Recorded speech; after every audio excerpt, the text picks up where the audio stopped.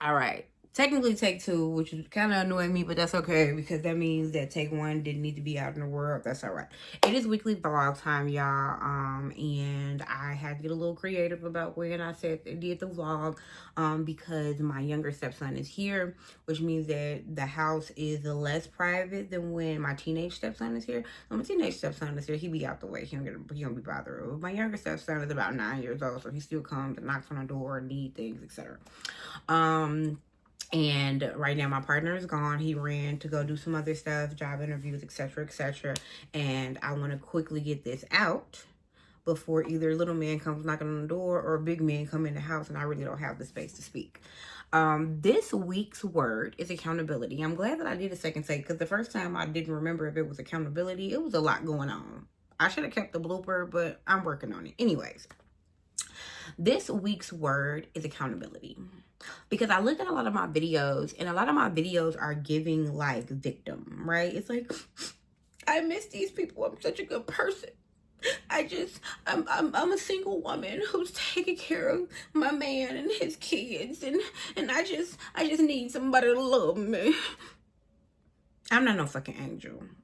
And what I really want my YouTube channel to be, which I have no idea what this gonna become, but what I really want it to be is just like a visual representation of my growth, right? I want to be able to look back in 10 years and be like, wow, I remember where I was at the beginning of the pandemic. I remember what happened, when we first got the team. I remember what happened, as I tried to get my car. I want to remember these things, and I want to remember them from a real place. And I don't want to have to try to store all of these videos in my phone or on my cloud, because y'all, at first I just realized I was motherfucking paying Apple $9.99 for 2 terabytes of memory, and I don't even use that much. I definitely just decreased it to $2.99 because, bitch, y'all not getting $10 a month from me on top. Sorry, come back. That's not even what we're talking about. Let me bring it back. I'm sorry, y'all. But this week I want to hold myself accountable. I want to make sure that it is said publicly that I fully recognize and understand that I am not always the victim in these situations. A lot of the situations that I have cried about and had sad feelings about. And I also want to affirm myself. Like, no, you wasn't an angel in this situation, but you also have every right to feel hurt by the things that you felt. So I want there to exist this balance, right? And I feel like the last couple of videos, it's been me just kind of being hurt. And I have a right to be hurt, but then I also have a right to be accountable. And that's what we're going to do today. Let's get some logistics out of the way. Couple of things. First thing, I have, what is going on logistically in my life that I can share with y'all?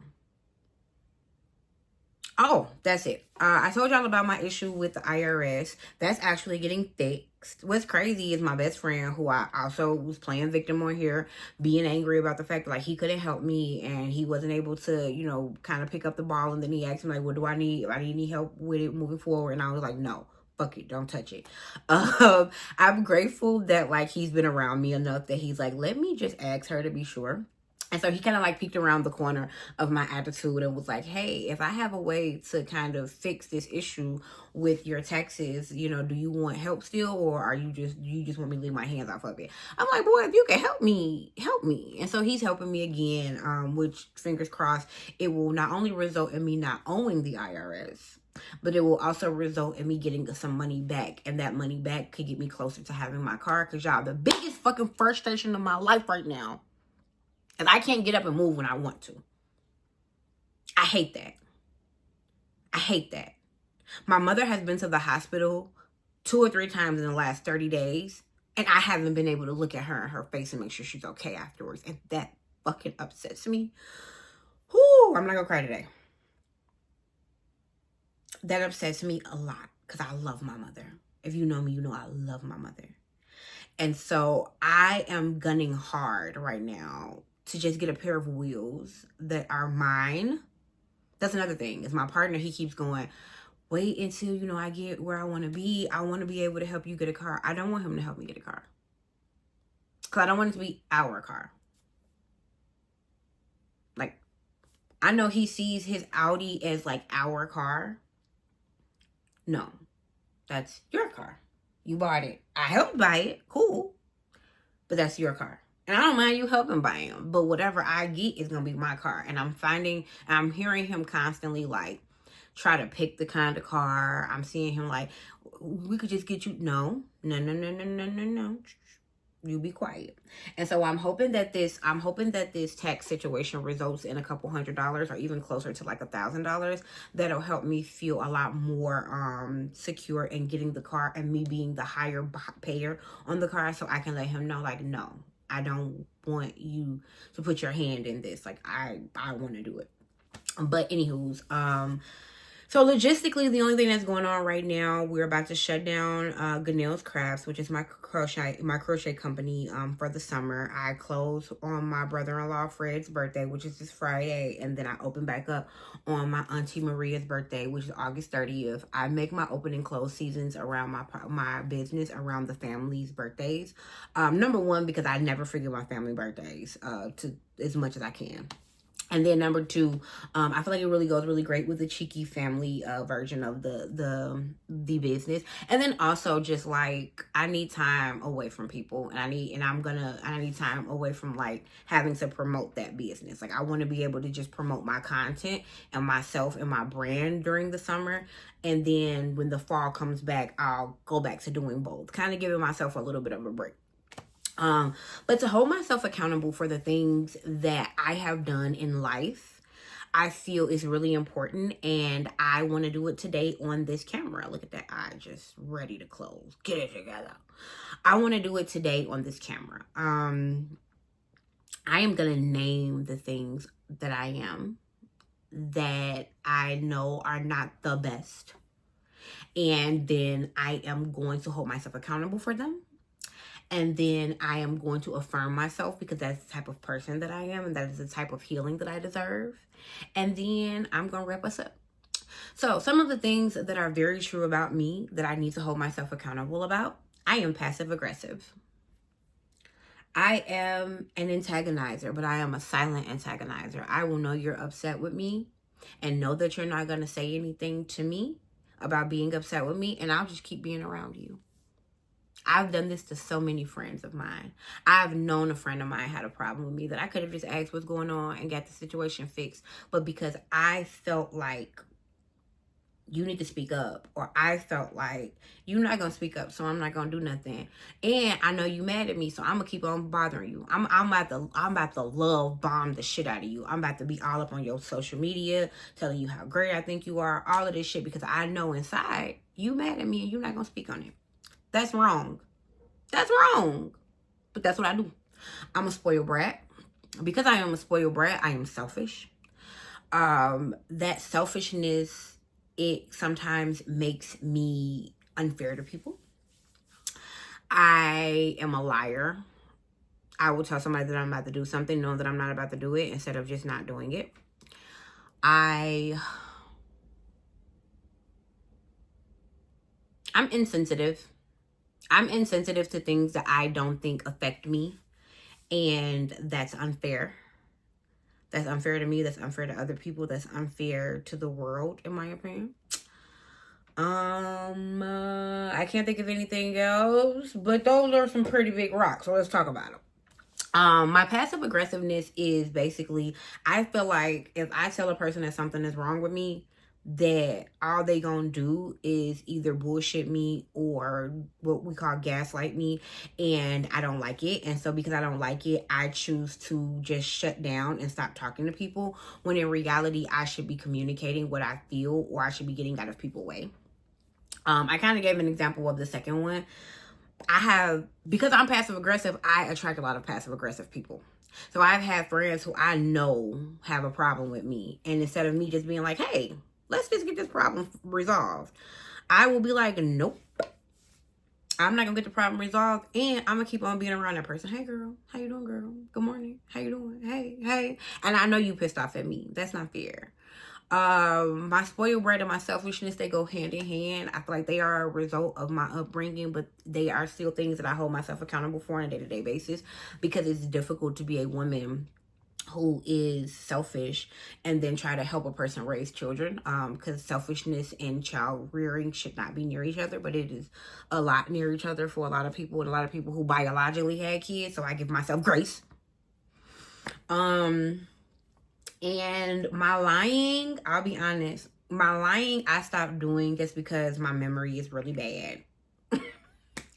And so I be having hard times remembering lies, so I try not to tell them. But then also I've stopped lying because I have recognized that actually when I was lying, I cared a lot more than I care now. These days, I don't care to lie. Like, I don't give a fuck to lie. Like, I tell people the truth because fuck you. With all due respect. You know what I mean? It's like I don't have the energy anymore to tell the lies that I used to tell. But there was a time in life where I did a lot of lying to keep people around. I did a lot of lying to make people feel good about me. I've done a lot of lying just to hear positive things about myself, and I realized that I gotta stop that. I think the biggest thing that I want to hold myself accountable for is the way that I interact with the people who I love or the people who love me. A lot of people look at my content and all of these things and they want to be around me. And there is nothing wrong with wanting to be around me. People want to call me randomly. Oh, I thought about this. Let me call her. And I am really a loner. Which is funny because I present such a like, hey, how are you? Let's hug. And I do feel that way. It's just I feel that way when I want to. So I'm funny acting. Boom. That's another thing to hold myself accountable for. I'm funny acting. Because you could see me one day and I'm like, hey girl, give me a hug. And the next day you see me, I'm like, hey. That's also being human, right? So I know people will get in the comments like, girl, you're just human. I get that. But that's also can be considered funny acting because it's like, there's nothing to prompt that. Like, it won't be nothing going on in my life. I just will decide that I don't feel like being bothered. What I have experienced, I recently experienced something that a friend of mine did. And I feel like it gave me an opportunity to right a wrong from my life. And so I'll tell that last little story time. And then I'll give myself some affirmation. And then we'll get out of here because we at the 13-minute mark already, almost. And I want to not go over 16 minutes anymore. So way at the beginning of the pandemic, when I first moved into this apartment, my former best friend popped up at my house. She texted me, asked me what was I doing. I lied to her. Told her I was in the house. Actually, it was still the beginning of my relationship. I'm not gonna lie. I was being fast. I was out here in these streets trying to talk to some guy.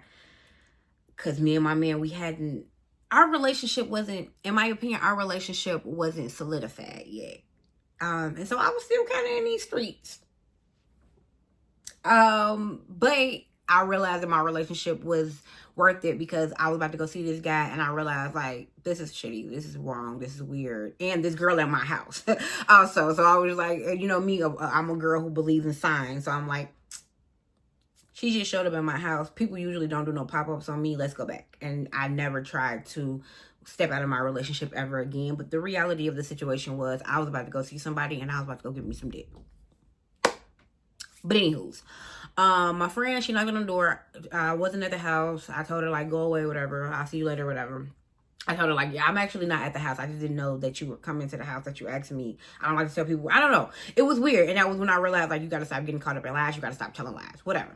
I realized that I was really mean to her because I think that's a really sweet thing. Like people would love to have a friend that just, you know, loved them so much. They showed up with great things like liquor and food.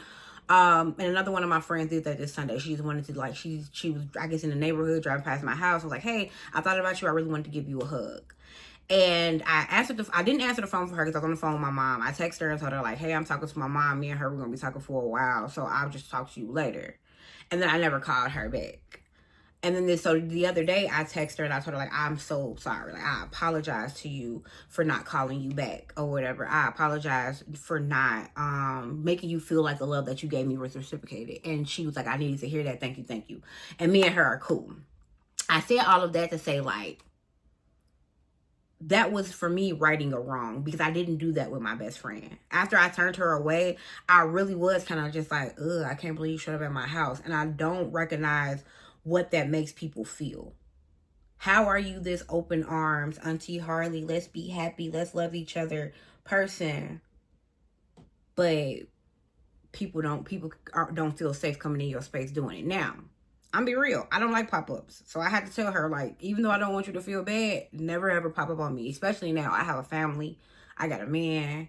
I got kids. You don't know what's going on in my house. So always let me know before you come visit me. But also, I have to be better at receiving things, right? We got 1 minute left. So with this last minute, I want to affirm myself. So I'm not going to be talking to y'all no more. I'm going to just talk to myself for a little bit. Usually when I talk to myself, I don't say Harley. So I'm going to be honest and just be vulnerable. You've been through a lot. A lot of things that you don't even want to talk about fully. And that's okay. A lot of the things that you have been through have created the woman that you are. The woman that you are holding accountable today. And if nobody else is proud of us, I am proud of you. I am proud to be you. Because there is not a living being that understands what you are going through. But you're doing it. And you look good while you do it, bitch.